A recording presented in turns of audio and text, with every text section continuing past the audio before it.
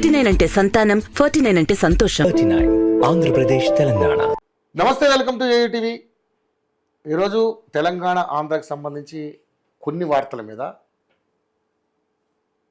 మనం విశ్లేషిద్దాం. మనతో పాటు బ్రహ్మశ్రీ డాక్టర్ రాఘవ శర్మ గారు మనతో పాటు ఉన్నారు. గురూజీ, ఎందుకంటే మనం చూసాం ఈ మధ్యకాలంలో జరిగినటువంటి కొన్ని రాజకీయ అంశాలు కానీ కొన్ని మామూలు అంశాల మీద కూడా ఆయన రియాక్ట్ అయ్యారు. దాని మీద సంబంధించినటువంటి కొన్ని అంశాల మీద మనం ఇప్పుడు ఆయన క్లారిటీ తీసుకునే ప్రయత్నం చేద్దాం.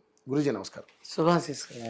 గురూజీ, మీరు అన్నట్టుగా అంటే అంతకుముందు మనం చూసాం పుష్ప 2 రిలీజ్ అయిన తర్వాత ఎన్ని గొడవలు అయ్యాయో, ఎంత ఇబ్బందులు జరిగాయో ముందు చెప్పడం జరిగింది. అవన్నీ మనం చాట్లో చాలా వీడియోలు చేసాం. సో ఆ ఘటనలో మరణించినటువంటి తను ఎవరైతే ఉన్నారో ఆ సినిమా మహిళ సరే, ఆ కుటుంబ సభ్యులలో వాళ్ళందరికీ కూడా మనం ప్రగాఢ సానుభూతిని కూడా వ్యక్తం చేసాం. ముఖ్యంగా తనతో పాటు వాళ్ళ అబ్బాయి శ్రీతేజ్ అనే అబ్బాయి మొన్నటిదాకా మృత్యువుతో పోరాడి మృత్యుంజయుడే బయటకు వచ్చాడు మొన్న 28వ తారీఖు. మన దాంట్లోనే చెప్పాను నేను, 4 నెలల కష్టకాలం, ఇబ్బంది సమయం. ఏప్రిల్ 9 తర్వాత ఖచ్చితంగా మామూలుగా వస్తాడా, వీల్ చైర్ లో వస్తాడా తెలియదు కానీ ఇంటికి వచ్చి తీరుతాడు. అతనికి ఇబ్బంది సమయం ఈ 4 నెలలే. అంటే డాక్టర్లు చేతులు ఎత్తేసారు, కష్టం అంటున్నారు అని అంటే ఎవరెన్నన్నా అనుకోని వచ్చి తీరుతాడు అని చెప్పా. మన దగ్గర కూడా మనం కూడా చర్చించ. సో భగవంతుడి అనుగ్రహం, నా నాన్న నారసింహుడి యొక్క అనుగ్రహం, నా మాట నిజం చేసి నేను తన బిడ్డని అని తాను నిరూపించుకున్నాడు. పరీక్ష నా నాన్నకి, నాకు కాదు. కానీ నిజంగానే యాక్చువల్గా మనం అందరం ఏమనుకున్నామంటే ఆ పిల్లాడు ఉన్న వయసుకి జరిగినటువంటి ఆ బ్రెయిన్కి ఏదైతే ఆ ప్రెషర్కి అసలు యాక్చువల్గా తను చాలా కష్టం అనుకున్నాం. డాక్టర్స్ కూడా అన్నారు. అబ్జర్వేషన్లు చాలా కూడా వైద్య సేవలు అందించారు కూడా వాళ్ళు. అప్పుడు వాళ్ళు పెదవి విరిచేసి ఏమోనండి చెప్పలేము, 6 months పడుతుందా, 1 year పడుతుందో తెలియదు, కానీ కష్టం, మా ప్రయత్నం మేము చేస్తున్నాం అని. చాలామంది సెలబ్రిటీలు కూడా అదేంటి వెళ్ళటం జరిగింది, పొలిటికల్ వెళ్ళడం జరిగింది, సినిమా వాళ్ళు వెళ్ళడం జరిగింది, అందరూ వెళ్ళటం జరిగింది. నన్ను అడిగినప్పుడు కూడా నేను మన మాధ్యమంలో చెప్పాను, అన్నిట్లోనూ చెప్పాను. సహజంగా నన్ను అప్రోచ్ అయ్యి నాతో మాట్లాడిన వాళ్ళు కూడా చెప్పాను. చివరికి వేణుస్వామి గారు కూడా వచ్చి ఆర్థికంగా సహాయపడ్డారు, బతకాలని కోరుకుంటున్నాను, అందుకోసం మృత్యుంజయ హోమం చేస్తున్నాను అని చెప్పారు ఆయన. ఇవన్నీ చూసిన వాళ్ళు నన్ను అడిగారు, మరి మీరేం చెప్తారంటే ఏప్రిల్ 9 తర్వాత ఇంటికి వస్తాడు అని చెప్పారు.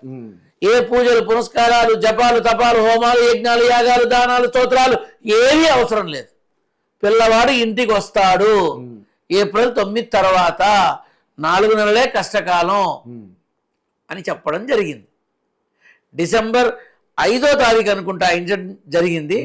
6వ 7వ బయటకు వచ్చింది, పిల్లవాడిని అడ్మిట్ చేయడం జరిగింది. అప్పుడన్న 4 నెలల కష్టకాలం అని. ఏప్రిల్ 9కి 4 నెలలు పూర్తయిపోయింది, బయటకు వచ్చాడు.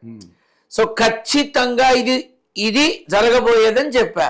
మిగతా వాళ్ళు ఏం చెప్పినా అది. మాస్టర్ మైండ్స్ కామర్స్ చదవాలనుకునే 10th ఇంటర్ విద్యార్థుల తొలి ఎంపిక. సరే, మిగతా వాళ్ళు ఏం చెప్పినా ఎలా చెప్పినా అది వేరే విషయం, కానీ మీరు అలా చెప్పడానికి ముఖ్య రీజన్ ఏమైనా ఉందంటే, నా నాన్న నారసింహుడు. నా దగ్గర ఇంకేముంది రీజను? నాన్న ఏమిటి పరిస్థితి అని నా నాన్నని అడిగినప్పుడు, సంకల్ప బలంతో నా నాన్న ఇచ్చేటటువంటి ఆశీర్వచనం ఎలా ఉంటుందో తెలిసినప్పుడు నేను అదేగా చెప్తాను. ఇంకోటి ఎలా చెప్తాను? లేనిది చెప్పను, ఉన్నది దాచును. ఎదుటి వాళ్ళ మెప్పు కోసం, ఎదుటి వాళ్ళు ఇచ్చే డబ్బు కోసం అనవసరమైన మోసాలు చేసి ఈ పూజలని, ఆ జపాలని, ఈ తపాలని, ఈ యజ్ఞాలని, ఓం నాం హీం అని పిచ్చి పిచ్చి కోతలు, అరుపులు, కోళ్ళు కొయ్యడాలు, మేకలు కొయ్యడాలు, మందు బాటిల్స్ పెట్టడాలు, ఇలాంటి పిచ్చి పిచ్చి వేషాలు నేను వేయను. నా దగ్గర ఉండవు. నా దగ్గర నా నాన్న ఉన్నాడు, నా నాన్న నారసింహుడు ఉన్నాడు. నాన్న ఏమిటి అంటే ఇది అని తెలియపరిచినప్పుడు అదే చెప్తా. వాళ్ళని మోసం చేయకూడదు. నమ్మి వచ్చిన వాళ్ళని మోసం చెయ్యటము అంటే నన్ను నేను మోసం చేసుకోవడమే. నేను ఆ తప్పు చేయను. నా నాన్న ఉన్నాడు, నా నాన్న చెప్తాడు. అలానే నాన్న ఆశీర్వచనంతో ఏప్రిల్ 9 బయటికి వచ్చి తీరుతాడు అన్న. ఏప్రిల్ మొన్న నెలాఖరులో చక్కగా క్షేమదాయకంగా వచ్చాడు. ఏవో కొన్ని ఆరోగ్య సమస్యలు ఉన్నాయి, అవి కూడా సమసిపోతాయి.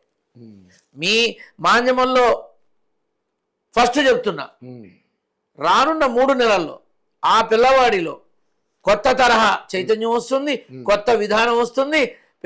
మీరు ఆ పిల్లవాడిని తీసుకొచ్చి ఇక్కడ కూర్చోబెట్టి మాట్లాడినా నేనేం ఆశ్చర్యపోను. ఓకే, ఖచ్చితంగా చెప్తున్నా. సో పిల్లవాడికి దానికోసం ఏం చెయ్యక్కర్లేదు నాన్న, ఏం చెయ్యక. ఇప్పుడు అది చేస్తాం, ప్రయత్నిస్తాం, చూస్తాం, అందరూ అన్నవాళ్లే. నేను నా నాన్న అనుగ్రహంతో సమయము తేదీ చెప్పి చూసుకోండి అన్న.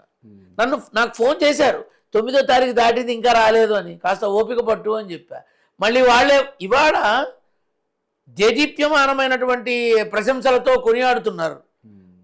పిల్లవాడు బాగున్నాడని మీరు చెప్పినట్టు బయటకు వచ్చి చాలు, అది ఆశీర్వచనమేగా. నాకు నా మాట నిజమైంది.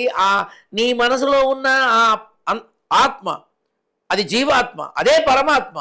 భగవంతుడి కోసం ఎక్కడికో వెళ్ళక్కల్లా, నీలోనే నా నాన్నను చూస్తా. నువ్వు నా గురించి అంత మంచిగా అనుకున్నావనుకో, అనంత కోటి ఐశ్వర్య ఆశీర్వచనం అది.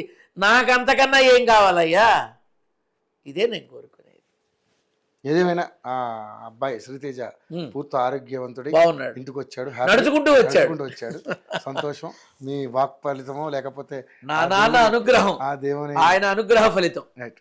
థ్యాంక్ యూ గురుజీ, ఆ విషయంలో మీ అందరికి, మీకు కూడా. ఎందుకంటే మీరు ఆశించేది జరిగింది అందుకు. Thank you. Master minds commerce చదవాలనుకునే 10th ఇంటర్ విద్యార్థుల తొలి ఎంపిక